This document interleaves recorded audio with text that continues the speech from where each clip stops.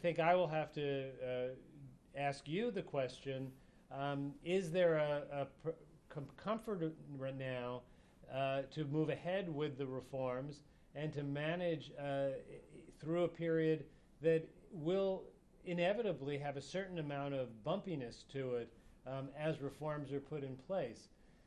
The thing that I've always been struck by is that people talk about certain things as if they're inevitable. Things like the Thucydides trap, that there has to be a conflict between an old great nation and a new great nation. The middle class trap, that there has to be a conflict as middle class wages make a rising economy less competitive. I actually don't think either of those traps are inevitable. The first can be avoided through the kind of engagement and dialogue that leads to understanding and reducing conflict. The second can be avoided if an economy continues to move to provide opportunities for a growing middle class, to have consumer spending drive the economy more than the industrial, and demand for things like services growing at a rate that can create good jobs for a growing population. But getting from here to there is hard, and China's going through a remarkable process of urbanization at a speed that we've never seen before in other countries. But the next step will, I think, still be bumpy in the short term, but without it, there's the risk that the medium term and the long term start to look much less bright. So the question that I would ask is, am I right in reading in the document that there is a continued commitment to those policies? And in every country with a dream. Now we respect President Trump in US. His slogan is "Let US great again." So China, we are with the dream to achieve the strong, powerful, socialist, modernized country by 2050. During that whole process, China will continue opening up and more reform, particularly structural reform in the supply side.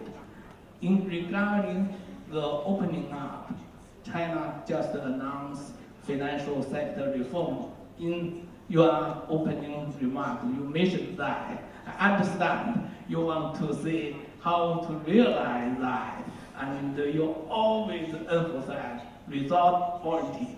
Certainly, I can tell you with a strong leadership by President Xi Jinping and with the policy outlined in the party document, certainly will more open the door to the foreign investors and will more deepening our structural reform. Last point, and also agree with you very much, between China and US is indeed very important to deepening policy dialogue.